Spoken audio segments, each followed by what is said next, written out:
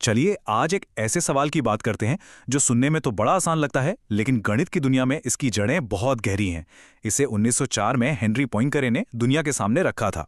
तो वो सवाल है क्या? वो सवाल जिसने टोपोलॉजी के फील्ड को एक तरह से जन्म दिया और सदी भर के लिए गणितज्ञों को उलझाए रखा। किसी भी स्पेस का, किसी भी जगह का असली आकार क्या होता है? अब इस सवाल के तह तक जाने के लिए हमें एक कॉन्सेप्ट समझना होगा, टोपोलॉजी। इसे अक्सर रबर शीट ज्योमेट्री भी कहा जाता है। सोचकर देखिए, जैसे कोई चीज़ रबर की बनी हो। आप उसे खींच सकते हैं, मोड़ सकते हैं, बस उसे फाड़ नहीं सकते और ना ही कहीं से चिपका सकते हैं। टोपोलॉजी बस इन्हीं आकारों की पढ़ाई है। तो इस बड़े आइडिया को समझने के लिए हम एक बहुत ही सिंपल सी चीज़ का इस्तेमाल करेंगे, एक रबर बैंड का लूप। हाँ, बस एक रबर बैंड। और ये छोटा सा लूप हमें ब्रह्मांड के आकार के बारे में बहुत कुछ बता सकता है। देखिए, ये लूप अलग अलग सतहों पर कैसे अलग अलग बर्ताव करता है।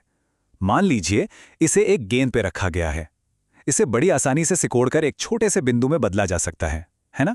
लेकिन अगर इसी लूप को एक डोनट पे रखा जाए, तो कुछ लूप ऐसे होंगे जिन्हें बिना सतह को काटे एक बिंदु तक सिकोड़ा ही नहीं जा सकता। और यही वो सबसे जरूरी फर्क है। तो अब हम 2D सतहों से 3D की दुनिया में चलते हैं, उस असली समस्या की तरफ जिसे पॉइंकरे कंजेक्चर हल करने निकला था।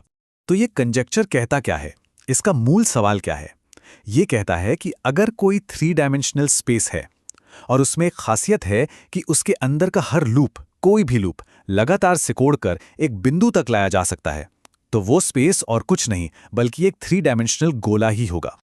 और भी आसान भाषा में कहें तो अगर किसी स्पेस में कोई छिपे हुए छेद नहीं है, तो वो यकीनन एक गोला ही होगा। ये कंजेक्चर असल में उन छिपे हुए छेदों को ढूंढने का एक टेस्ट है, बिल्कुल वैसे ही जैसे हमने डोनट के मामले में देखा था। अब ये सवाल सुनने में जितना सीधा लगता है, इसका जवाब उतना ही टेढ़ा था। इतना मुश्किल कि इसे हल करने में लगभग एक सदी लग गई, और ये गणित के इतिहास की सबसे बड़ी खोजों में से एक बन गया। जरा इस सफर पर एक नजर डालते हैं। 1904 में हेनरी पॉइंकरे ने यह सवाल दुनिया के सामने रखा। फिर लगभग 100 साल बाद साल 2000 में क्ले मैथमेटिक्स इंस्टीट्यूट ने इसे मिलेनियम प्राइज प्रॉब्लम घोषित कर दिया। और फिर 2002-2003 में ग्रेगोरी पेरलमैन ने इसका हल दुनिया के सामने रख दिया। और हाँ, ये कोई मामूली प्रॉब्लम नहीं थी। इन मिलेनियम प्रॉब्लम्स में से किसी एक को भी हल करने पर इनाम था पूरे $10 लाख का। तो ये सिर्फ एक एकेडमिक पहेली नहीं थी, बल्कि गणित की दुनिया का सबसे बड़ा इनाम भी था। तो सवाल ये है कि ग्रेगोरी पेरलमैन ने आखिर इस गुत्थी को सुलझाया कैसे? जवाब छिपा था ब्रह्मांड को या किसी भी स्पेस को स्मूथ यानी चिकना करने के एक तरीके में। उन्होंने रिक्की फ्लो नाम की एक तकनीक का इस्तेमाल किया। इसे ऐसे समझिए, जैसे किसी गर्म चीज पर गर्मी धीरे धीरे फैलती है और उसकी सतह को एक समान चिकना बना देती है ना? रिक्की फ्लो भी स्पेस के आकार के साथ ठीक यही काम करता है। तो पेरलमैन का सबूत अगर मोटे तौर पर देखें तो कुछ ऐसा था। स्टेप 1, कोई भी 3D स्पेस लीजिए जिसमें सारे लूप सिकुड़ सकते हैं।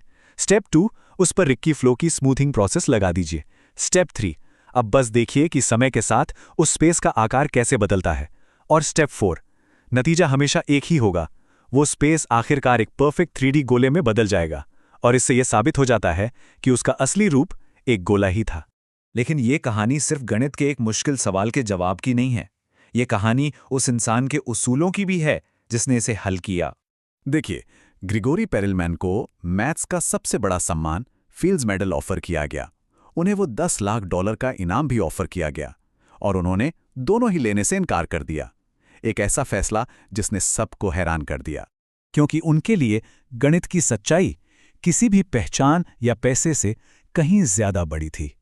और उनके इसी एक कदम ने इस पूरी कहानी को एक बहुत गहरा, एक मानवीय पहलू दे दिया। तो आखिर में इस सबूत का मतलब क्या निकला? गणित के लिहाज से देखें तो ये हमें एक 3D गोले की 100% पक्की पहचान देता है। ये बताता है कि क्या चीज़ एक गोले को वाकई में एक गोला बनाती है। और सबसे कमाल की बात तो ये है कि ये सबूत हमारी रोजमर्रा की समझ को बहुत गहरे, बहुत एब्स्ट्रैक्ट गणित से जोड़ता है। वो जो रबर बैंड का लूप था ना, ये उसे सीधे ब्रह्मांड के आकार से जोड़ देता है। और ये हमें एक बहुत बड़े सवाल पर लाकर छोड़ देता है।